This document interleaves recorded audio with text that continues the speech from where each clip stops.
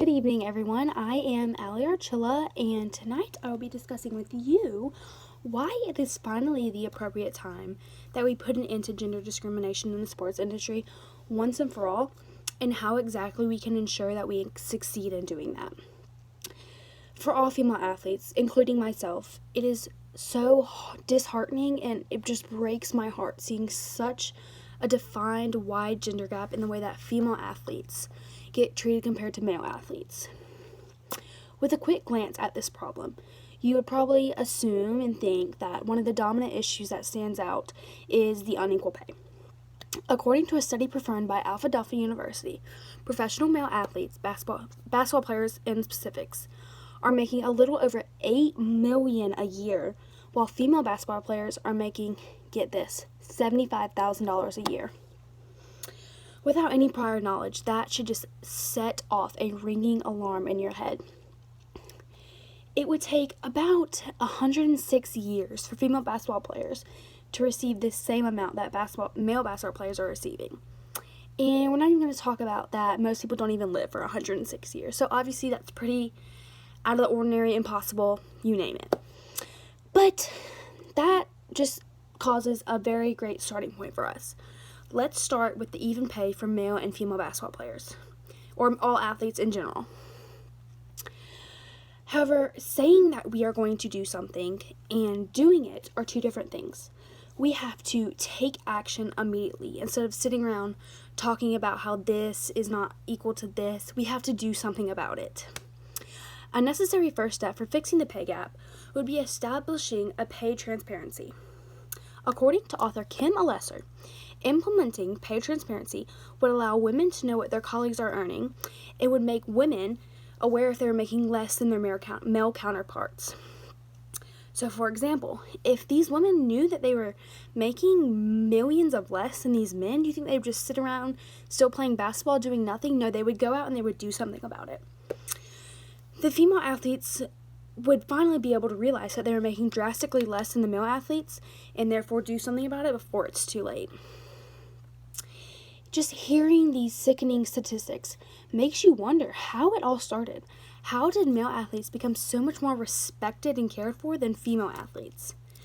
If you look back for a second, you can see that growing up, male athletes established their dominance in high school, where all their opportunities started to emerge and their support begins to grow. But for female athletes, it's not really the same. In high school, there's not a lot of encouragement for female sports, and there's no resources left over after giving it all to the male athletes in their sports to help boost female athletes' careers and their positions in the sport industry. So according to Gatorade's Girls in Sports study, girls age 14 drop out of sports 1.5 times the rate that boys do. And by age 17, over half of all young women in high school stop playing sports. Like, after a while, if people don't realize that this is happening, we really are going to have no female athletes left. But on the bright side, if you look at things, it is the perfect time to finally start turning things around for female athletes. Now, for the first time ever, we have a female vice president acting in office who is paving the way for females in their rights across the country. The coverage she now receives and continues to receive will allow the media to finally start taking women seriously and showcase their talents. Seeing Kamala Harris all over the news will show people, oh, maybe we want to see what these other females have to offer. Maybe we want to start watching female sports, see what their abilities are. You never know. The possibilities are so endless if we just try. So, for example, if these women start getting more coverage, some pretty famous, wealthy brands will start looking at these families and they might want to endorse or sponsor these female athletes. Popular brands such as Nike, Under Armour, Adidas, you name it, will want to represent them and showcase their stories to the rest of the world. These amazing sports brands have the ability to turn a female's life around and change it for the good. According to Latin Network, a sponsorship can take them from a part-time amateur athlete to a full-time professional athlete. And well-known tennis player Serena Williams can attest to this. She gets $12,000 million more in endorsements and scholarships alone not including her salary. Just think about what that would do to a female athlete's life.